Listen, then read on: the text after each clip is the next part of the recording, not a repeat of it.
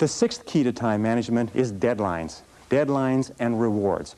Now, psychologists have discovered that 85% of the reason that you or I do anything is because of what we expect to happen as a result. We call this consequences or logical consequences.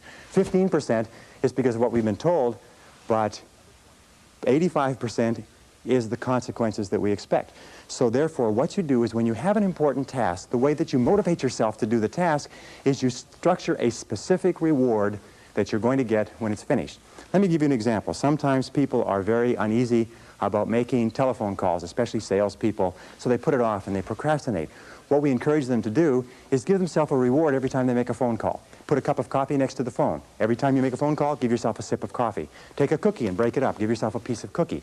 In other words, train yourself the way you train a dog to have a positive consequence for everything that you do.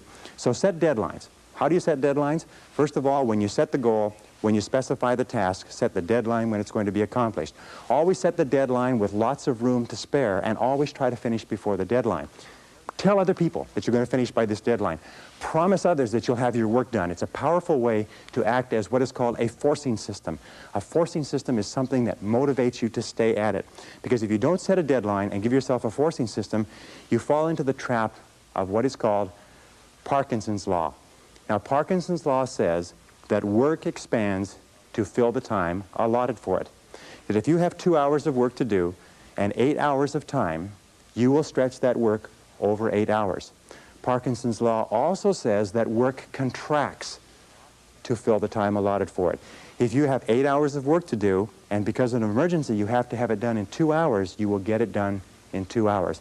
Highly effective people are always setting tight, stringent, disciplined deadlines on themselves so they get more work done in a short period of time rather than less work done in a long period of time. Does this make sense? Very, very important.